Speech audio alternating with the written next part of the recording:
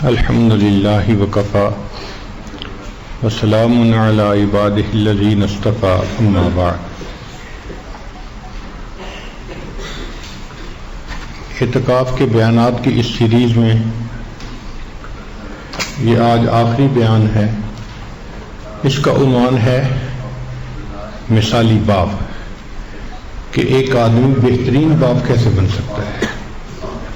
ہم نے بیٹے سے شروع کیا تھا، تقریباً گھر کے ہر فرد کے بارے میں بات کرتے کرتے آج عنوان ہے مثالی باپ۔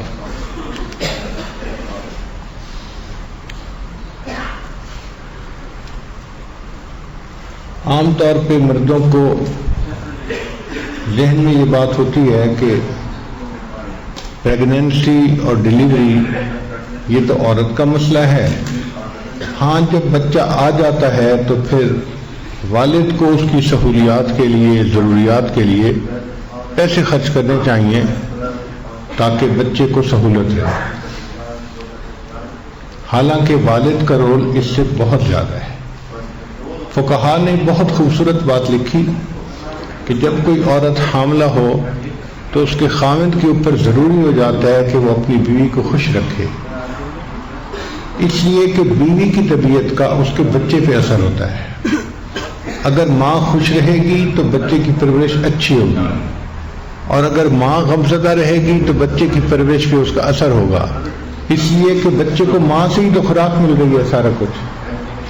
چنانچہ فادرز رول ڈیورنگ پریگننسی، یہ ماڈرن ریسرچ ہے ہارورڈ یونیورسٹی کی، اور اس میں چند اہم باتیں ہیں جو آپ نے شاید پہلے نہیں سنی ہوگی۔ پہلی بات یہ کہ cap your wife happy. Pregnancy کے دوران اپنی بیوی کو حد الوسع خوش رکھیے، اس لیے کہ اب وہ بچے کی ماں بن رہی ہے۔ جب عورت پریگننٹ ہوتی ہے تو اس کے جسم کے اندر بہت ساری ہارمونل چینجز ہوتی ہیں، چنانچہ وہ HGC ہارمون پروڈیوس کرتی ہے اس کے باڈی میں۔ HGC ہارمون کا نام ہے، وہ پروڈیوس کرتی ہے جس کی وجہ سے مارننگ سکنس اور ٹائرڈنس عورت کو فیل ہوتی ہے۔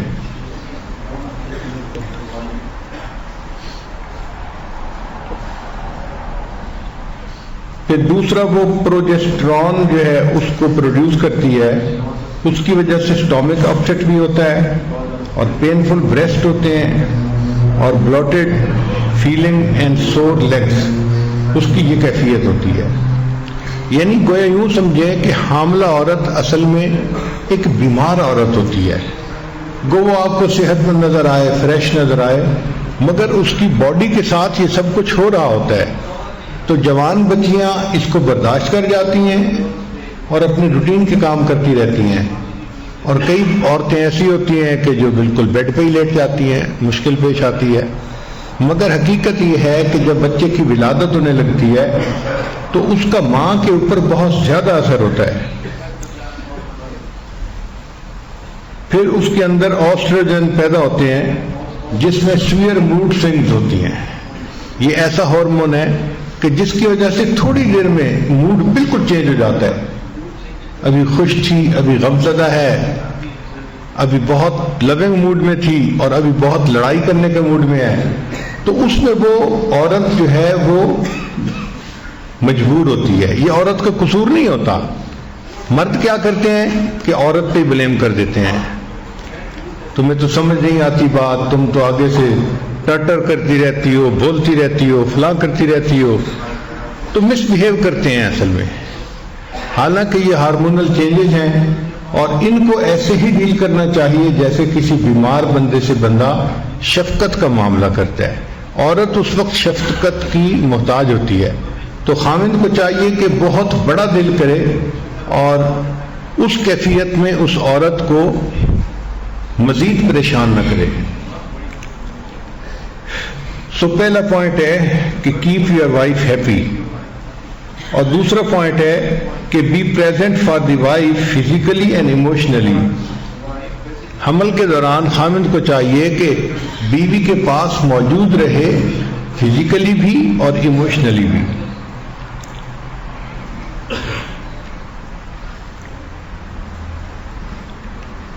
ہارورڈ یونیورسٹی کی ریسرچ میں یہ رزلٹ نکلا کہ جو خاوند اپنی بیوی کے ساتھ پریگننسی کے دوران خوش رہتے ہیں تو پری میچور بچے ہونے کے چانسز کم ہو جاتے ہیں. اور دوسرا، عورت کا جو بلڈ پریشر شوٹ کرتا ہے بچے کے دوران، پھر وہ شوٹ نہیں کرتا، اس کا بلڈ پریشر زیادہ نہیں ہوتا. اور تیسری ریسرچ یہ تھی کہ ایسی مائیں جو پریگننسی میں خوش رہیں ان کے بچے پہلے سال میں نہیں مرتے. اکثر وہ بچے پہلے سال میں مرتے ہیں جن کی مائیں پریگننسی کے دوران ڈپریسڈ رہتی ہیں، پریشان رہتی ہیں. تیسرا point, keep your wife active during the last trimester. جو آخری 3 مہینے ہوتے ہیں حمل کے، اس کو لاسٹ ٹرائیمیسٹر کہتے ہیں. اس میں عورت کو ایکٹیو رہنا چاہیے. اس وقت بیبی کا سائز بھی کافی ہو چکا ہوتا ہے اور موومنٹ کافی مشکل ہو جاتی ہے، پینفل ہو جاتی ہے. مگر عورت کام کرتی رہے، ہلتی جلتی رہے، اس سے پھر نارمل ڈیلیوری کے چانسز زیادہ ہو جاتے ہیں. مرد کو چاہیے کہ وہ مختصر سا سمپل سا کھانا بنانا بھی سیکھ لے، اس لیے کہ عورت اگر پریگننٹ ہے تو مے بی کہ وہ کوکنگ نہ کر سکتی ہو، تو ایسے وقت میں انڈے بنا لینا یا کوئی ایسی چیز جس کو انسان کھا کے اپنا وقت گزار لے، باہر کے کھانوں کی ضرورت نہ پڑے، یہ بھی ایک اچھی بات ہے.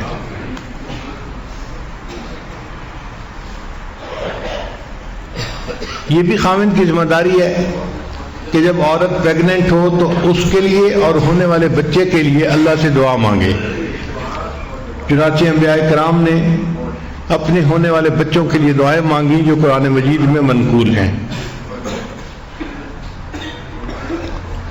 آج کل چونکہ الٹرا ساؤنڈ کافی ایڈوانس ہو چکا ہے اور کافی پہلے جینڈر کا پتہ چل جاتا ہے، تو اگر پتہ چل جائے کہ بیبی گرل ہے یا بیبی بوائے ہے تو اس کے حساب سے جو چیزیں ہوتی ہیں وہ بھی خرید لینی ایک اچھی چیز ہے.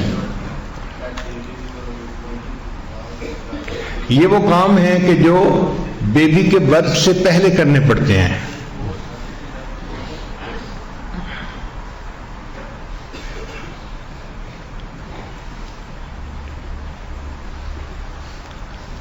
اس کیفیت میں عورت کو کوآپریشن چاہیے ہوتی ہے، عورت کو محبت چاہیے ہوتی ہے، تو عورت کو سپورٹ دینی چاہیے فل، تاکہ اس کو اطمینان ہو ذہنی طور پہ کہ میرا ہسبینڈ میرے ساتھ ہے اور پریگننسی میں کوئی بھی مشکل ہوگی تو اللہ تعالیٰ کی رحمت ہوگی.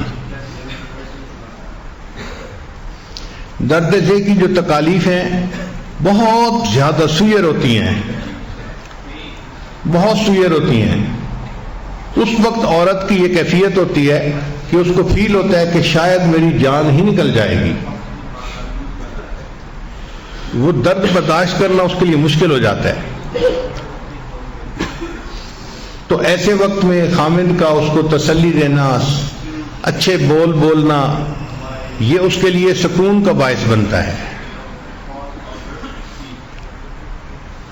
قرآن مجید میں بی بی مریم کے بچے کی ولادت کا واقعہ ہے. تو ان کو جب درد ذہ ہو رہی تھی تو ان کی ڈپریشن کی یہ کیفیت تھی کہ وہ کہنے لگی یا لیتنی مت قبل ھذا وکنت نسیا منسیا، اے کاش کہ میں اس سے پہلے مر جاتی اور کوئی بھولی بسری چیز ہوتی، میرا وجود ہی ختم ہو چکا ہوتا.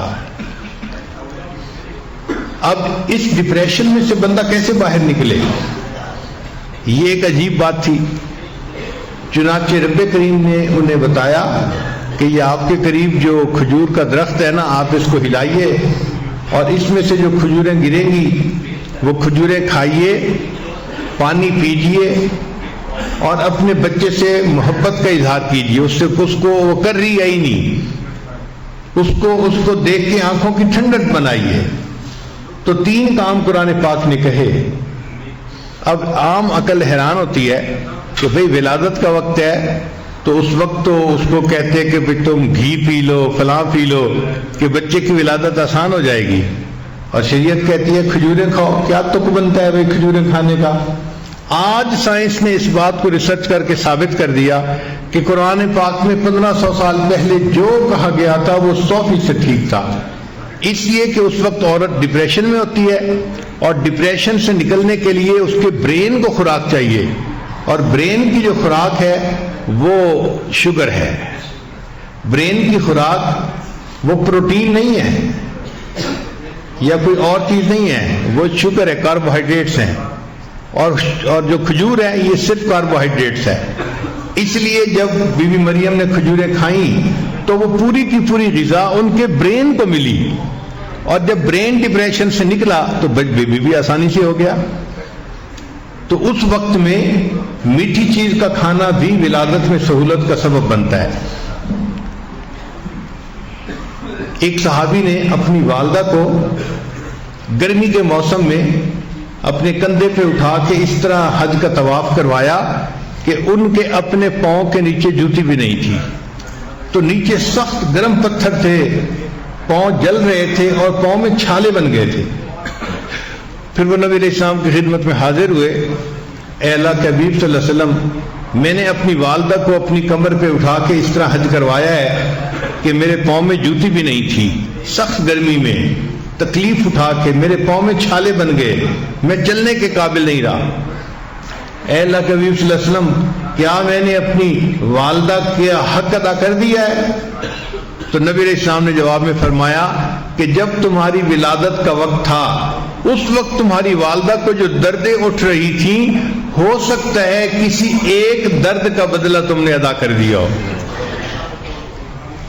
اور والدہ کے اوپر تو اس وقت کیا کیفیت ہوتی ہے یہ ماں ہی جانتی ہے. بچے کی ولادت کے وقت اس کے بس میں نہیں ہوتا, اسی لیے جو ہے اس کو اس وقت سمپتھی کی ضرورت ہوتی ہے.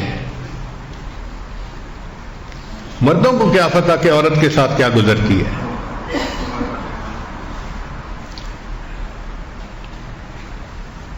تو ایسے وقت میں غصہ کرنا اور چھوٹی سی بات پہ بگڑ جانا یہ بیوقوفی کی علامت ہے.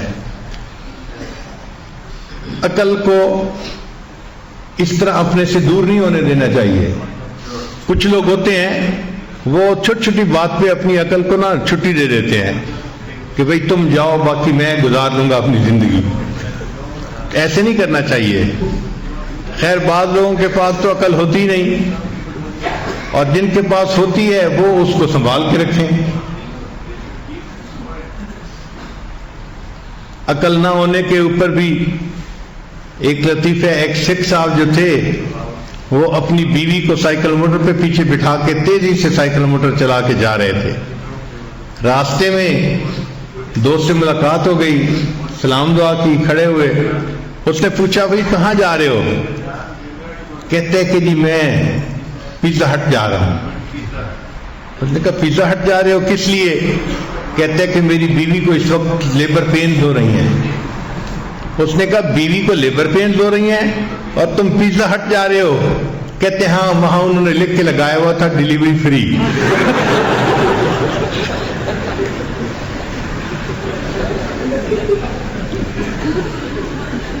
تو کئی لوگ عقل سے ہی فارغ ہوتے ہیں, اور جن کو اللہ نے عطا کرے وہ عقل کو اپنے سے رخصت نہ ہونے دے ایسے موقع پہ. خاص طور پر جب بیبی ہو جاتا ہے تو اس کے جو پہلے 6 مہینے ہوتے ہیں, آپ یوں سمجھ لیں جو پہلا چلہ ہوتا ہے وہ بڑا اہم ہوتا ہے والدہ کے لیے. اس پہلے 6 ویکس میں ہسبینڈ کو چاہیے کہ اپنی بیوی کو فل سپورٹ دے. اگر ہو سکے کہ میاں بیوی دونوں اکیلے ہیں اور قریب کوئی اور رشتہ دار بھی نہیں, بہن بھائی جیسے ہوتے ہیں, ماں ہوتی ہے, تو پھر خاوند کو چاہیے کہ وہ اپنے دفتر سے چھٹی لے لے 1.5 مہینے کے لیے, فرسٹ 6 ویکس کے لیے. Take time off from work. اس لیے کہ اکثر عورتوں کو پوسٹ برتھ ڈپریشن ہوتی ہے, یعنی جب بچے کی ڈلیوری ہو جاتی ہے, جیسے بچے کی پریگنینسی ہوئی تھی اور جسم میں چینجز تھیں, اب جب بچے کی ڈلیوری ہو گئی تو باڈی میں دوبارہ پھر چینجز آتی ہیں, اور ان چینجز کی وجہ سے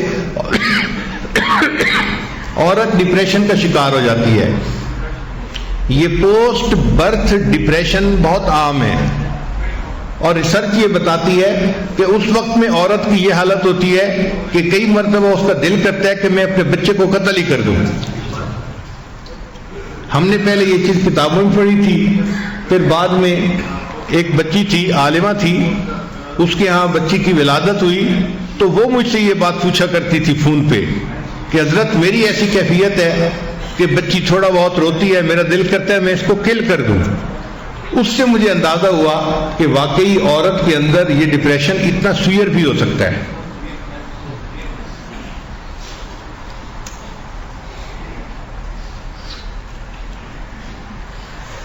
اللہ تعالیٰ کی شان دیکھیں کہ after birth of baby prolactin level is higher in fathers, مرد کے اندر پرولیکٹین لیول جو ہے وہ ہائی ہو جاتا ہے، اور یہ لیول جب ہائی ہوتا ہے تو بندے کے اندر بہت محبت ہوتی ہے دوسرے کے ساتھ تعلق جوڑنے کی، تو اللہ تعالیٰ نے باپ کے اندر اس لیول کو بڑھا دیا تاکہ اب یہ بچے سے بھی اپنا تعلق جوڑے اور اپنے بیوی کے ساتھ مزید جڑے، اس کے اندر یعنی جڑنے کا احساس ہو جائے۔